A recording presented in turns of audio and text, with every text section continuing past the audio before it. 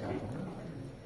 अभी एक संदेश पढ़ेंगे अरविंद जी, उसके बाद आप सवाल पूछ लेना, चाहे हमसे चाहे चाचा जी से।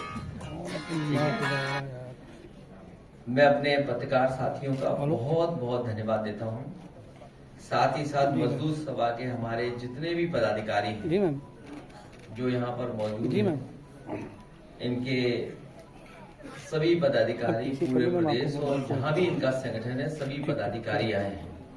इन सभी पदाधिकारियों ने भरोसा दिलाया है कि जिस तरीके से सरकार मजदूरों के अधिकारों को छीन रही है, मजदूर भाइयों को कोई सुविधा नहीं दे रही, न उन्हें कोई सिक्योरिटी दे रही, न कोई सेफ्टी दे रही, और जो भी कुछ उनकी समस्याएं हैं उनका भी समाधान नहीं कर रहा। जिस तरीके से किसान का एक्सप्लॉयटेशन है चरम सीमा पर, उससे ज्यादा एक्सप्लॉयटेशन हमारे मजदूर भाइयों का हो रहा है। और अलग अलग स्थान पे अलग अलग तरीके से मजदूर भाइयों से काम भी ले रहे हैं, लेकिन जो उन्हें सम्मान मिलना चाहिए, जो उनके अधिकार है, अधिकारों के तहत दुनिया में हमारी अवस्था क्या पहुंचने जा रही, किस स्थान पे हमारी अर्थव्यवस्था पहुंचेगी, ये सवाल खड़ा करता है।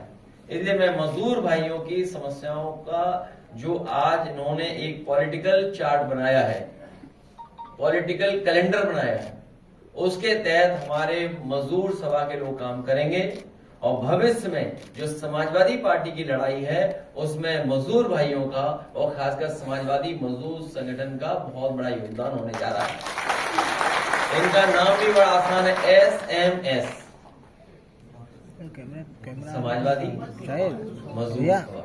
भैया ये नाम ऐसा है जो मेरी खराब करनी याद नहीं करना है, सबने पहले ही रटा हुआ है, SMS।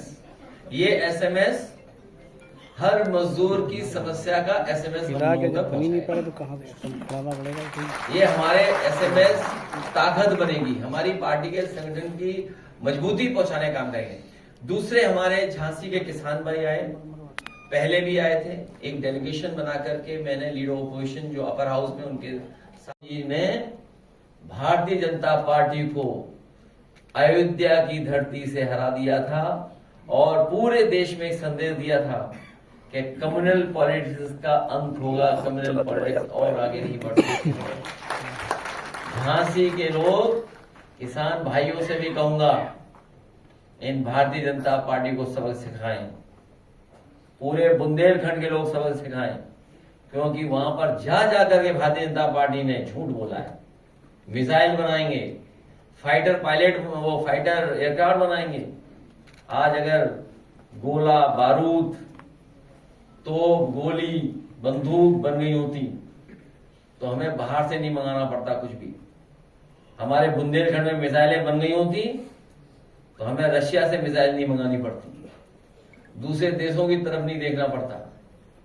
बताओ कब कहा था कि हम मिसाइल्स बनाएंगे, आप याद कीजिए। लेकिन सुनने में आया है कि वो होम मिनिस्ट्री से कोई एक आया है चिट्ठी कि अब कोई बात नहीं कर सकता है डिफेंस को लेकर के, इसलिए हम अपने शब्द वापस ले रहे हैं। लेकिन भारतीय जनता पार्टी ने वादा ये किया था कि हम मिसाइल्स बनाएंगे, तोप बनाएंगे, टैंक बनाएंगे, राइफलें बनाएंगे, SLR बनाएंगे, मशीन गन्स बनाएंगे, न जाने क्या क्या बनाएंगे। लेकिन सुनने में आ रहा है झांसी में या बुंदेलखंड में कहीं भी सुतली का बम भी नहीं बनाया है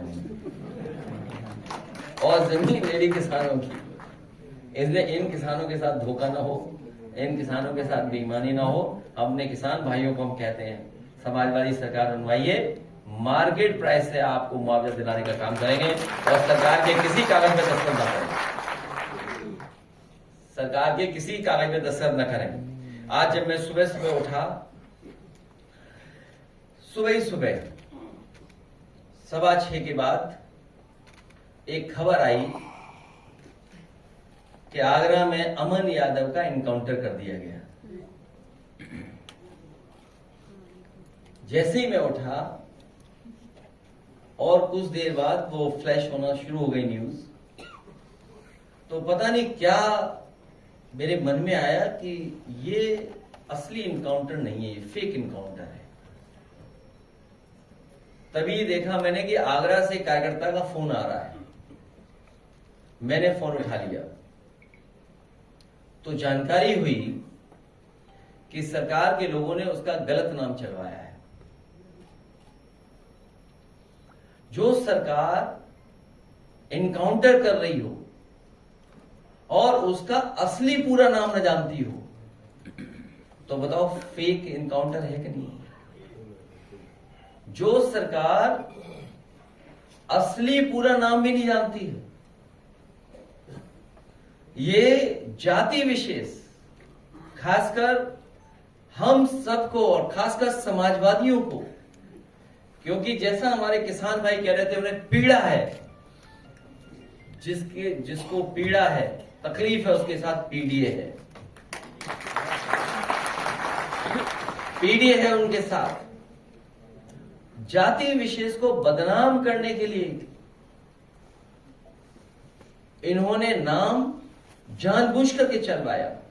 जब मैंने वहां के लोकल पत्रकार साथियों से पूछवाया कि आखिरकार ये नाम क्यों लिखा गया, क्यों फ्लैश किया गया, तो उन्होंने कहा कि पुलिस के हैंडल पे ट्वीट किया गया था या मैसेज गया था।